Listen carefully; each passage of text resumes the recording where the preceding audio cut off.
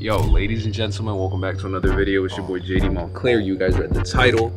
You're probably wondering, yo, what are you doing on the floor? A, B, about time you're posting this video. And then, you know what? Let me tell you what happened. So, yesterday I went out to go take some photos for Instagram for a birthday post, and pretty much everything went south immediately. I got to this parking deck. I showed up a little earlier because I wanted, I wanted to get there on time and make sure that I could take photos there. There was no trespassing signs. There wasn't. I parked. I was waiting like 10 minutes for the sun to go down, and then the security guard comes over and he's like, hey, you gotta get out of here.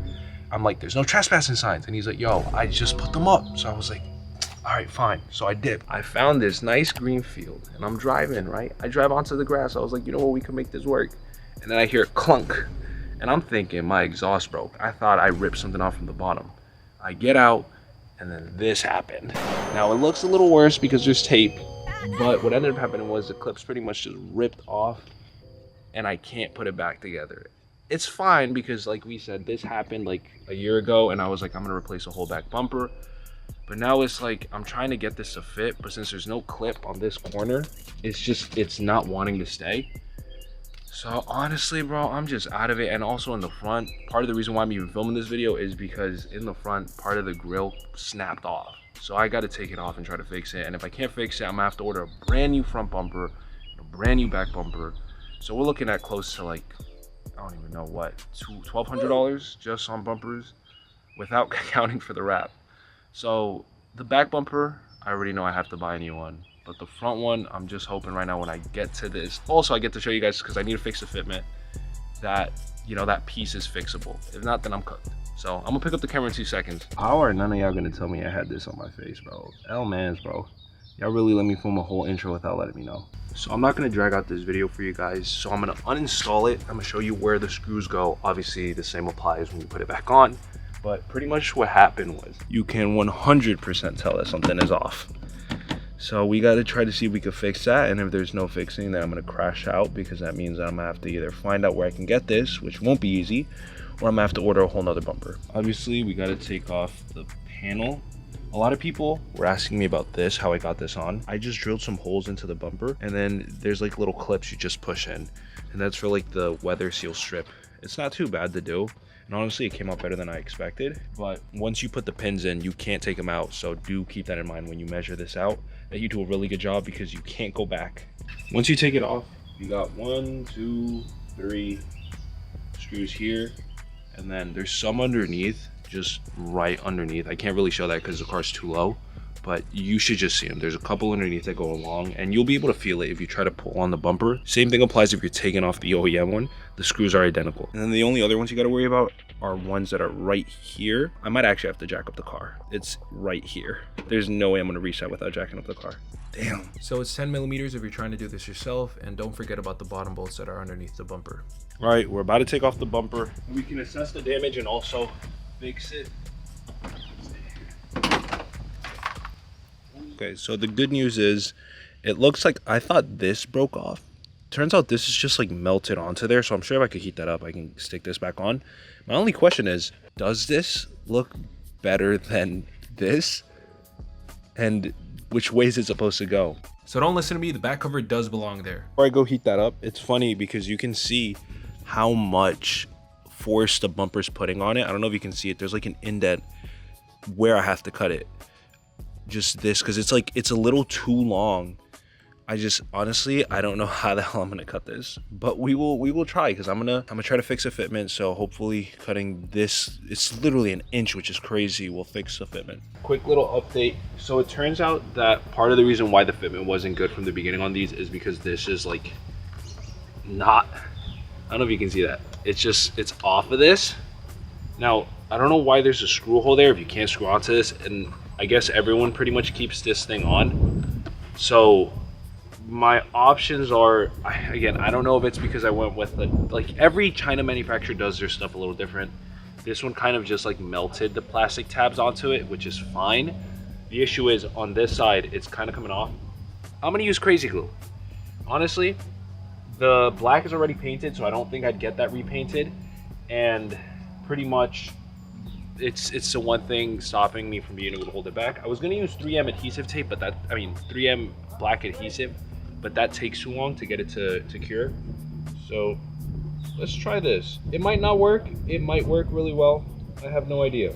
I'm not gonna lie to you guys, no matter how much I tried to get this crazy glue to stick, it did not get the plastic to stay. So I ended up moving to the second option, which was trying to melt the original plastic from the back onto the front one, which for some reason did work, but I don't know if different manufacturers use different processes to actually get this to stick, but it didn't last that long because the second I mounted it back on, it just came right off. We didn't get really far with the side vents. I think it's a lost cause at this point. I tried to heat it up on this side and from the back, try to push it in, but it came off again from the back cover. I don't know if it's just these vents, because in the videos, mind you, these things are completely attached to it, so I just don't understand what's going on for this. I have no clue. I'm just gonna put it back on and I'm gonna focus more on the bash bar, because like at the end of the day, right, if we have to replace this whole front bumper, I'll just give it away if I have to get another one. Once we get the adequate funds, obviously, because we have no money right now. But yeah, I could just give it away. And then the back one, some people did message me about wanting it, but I'm gonna be honest with y'all, I can't even give it away because this side is glued up from before and the brackets are completely popped off, so you can't even reattach it. And then obviously it's scuffed on this side, and on the other side it's also the same thing, broken on that part. So maybe that might be the wave. You know, maybe someone who has more patience and actually takes the time to figure this out and mold everything might be able to get it to work, but I can't figure it out. And like I said, anyway, I have to cut the bash bar because I don't even know if cutting that will fix the gap that I have on this side here. So all right, let's try to see if I can actually cut this with a jigsaw, or if I'm going, well, let me stop before I say something stupid and something actually happens. I did completely forget to mention this, and I feel like this is so important. A lot of you guys were asking me what I did with my headlight washers because my original bumper had it. So I wasn't able to get the cutout for this because obviously it's not done yet. But when I ordered it, I know some of them come pre-cut, and that's what I was hoping this one would be. And I was told it was going to be that when I ordered it, but it wasn't. And then they were kind of just like, yeah, just cut it yourself. It's not that hard. But that's a lie, because it makes everything 100 times harder to actually line it up, measure it, cut it, and then hope that it's perfect when it already should have came pre-cut. The point is, I didn't want to go through the stress of actually trying to cut this out, so I just completely deleted the headlight washers. I don't really use it. It's a nice feature to have, but you know, it's more of a gimmick to me. What I did was, which this was difficult, let me tell you, it was one of the biggest pains of my life trying to get this to work, because the problem is when you first initially unplug the headlight washers, this over here, and it gets unplugged to remove the lines, will start just leaking a bunch of the fluids. So what we had to do was, it's a little janky, but trust me, it works. I stuck a fat piece of glue from like a glue stick into this, and then I tightened this up with this, I don't even know what the hell this thing is called, honestly, but I tightened this up after, but the glue stick is holding it. I didn't really need this. This was just a safety measure here that I put in case this failed. But yeah, I don't know the width of this or the size. Yeah, I mean, this, mind you, it's been like a year now. I've had zero issues with leaking any fluids, and it's been holding up pretty strong. But this was the only thing I could have thought of in the moment, and it's been like that. So just for anyone wondering, in case you do have headlight washers and then you're like, yo, how did you like get rid of them, you know, or I want to completely delete mine, and the original line is still attached to the bumper, the original one, I still have that stored, but that's kind of what we're working with right now. All right, so I'm going to start off with the driver's side, and what I'm going to do is I'm just going to put 2 pilot holes, and then I think that's what they're called, and then I'm going to put the jigsaw in and then saw up. I don't know if it's going to work. This is just like, again, we're gonna see and find out right now, because my initial idea was to take this off, hold it, and then do it. But honestly, it might just be easier while it's on here because it's actually torqued up already. I wasn't even recording. I cut 2 pilot holes here. I was saying I need glasses because you should always be safe when doing this. Yeah, if you're doing this and you've never done this before, my best piece of advice is start with a smaller bit and then progressively get bigger. And make sure that everything is tight on the actual drill itself before you do this, and then put some pressure on the back while you're drilling.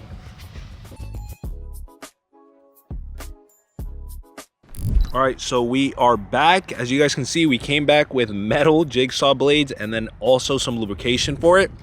It only cost, that was $5, that was $10 right here. Now we're gonna finish trimming this up, and we should be in business, baby. 6 hours later. Guys, this took almost an hour, bro. Do not do this with your brother, bro. It's so freaking tedious. We ended up cutting it off. The way we kind of did it, as you can see, is we didn't measure it properly, so there's a bunch of pilot holes everywhere. Bro, it was all him, bro. Yeah, we ended up doing it properly with some tape. We just masked it around so we could get it perfect. And then We ended up cutting it off. It honestly came off cleaner. I don't know if I need to do this side. I don't think so.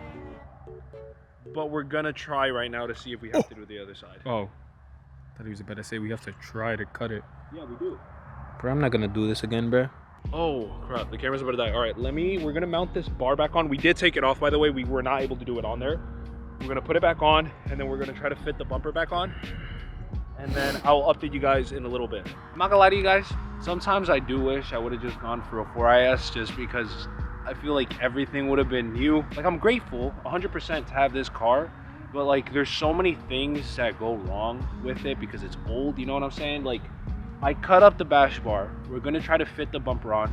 I don't know if it's these clips, which just wouldn't make sense because they don't look damaged and they look identical, but again, it's because it's old, you know, like anything can happen. So I might need to reorder new clips because like the bash bar length is the same to the other side, but for some crazy reason on this side, I can't get the bumper to fit on well. And with the old bumper, even the OEM one, it was still popping out. So I'm not sure what it is, you know, I'm not sure. I'm assuming it's gonna be the bumper brackets, and at least I trimmed it down because I knew at one point it was rubbing. You can actually see where it was rubbing on this side. It was rubbing there, and then obviously on this side also. But again, even though it was rubbing on this side, it fits so well on this side. So honestly, I don't know. And just to show you guys the back, this is kind of what it's going to be looking like for now. You know, you can see the gap. From far, you can't see it. Up close, you can. But I'm low-key done. I think I'm done filming for the next couple days about my car. I'm kind of tapped out at this point.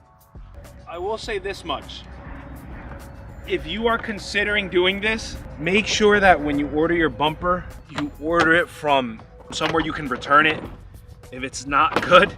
Because going the way I'm going about it hasn't really been the best, going through Alibaba. You know what? Because I could have just gone through like you know, eBay. It would have probably been a little less of a headache. I also know that these right here, I don't know if you can see them, there's ones that have the floodlight horizontal and some that have it vertical. I don't know if the vertical one fits, but I have seen those. So like, I just need to get to a point where I'm making money off of this channel so I can just start buying all these things and then trying them out for you guys, and then let you guys know which one works and which one doesn't. And then even then, you know, maybe give away the stuff that I'm not using because I can't figure it out. Honestly, I put the bumper back on. I'm still missing some of the bottom bolts, but this is kind of what I was talking about. This gap. It's not hitting, like I mentioned before, anymore here.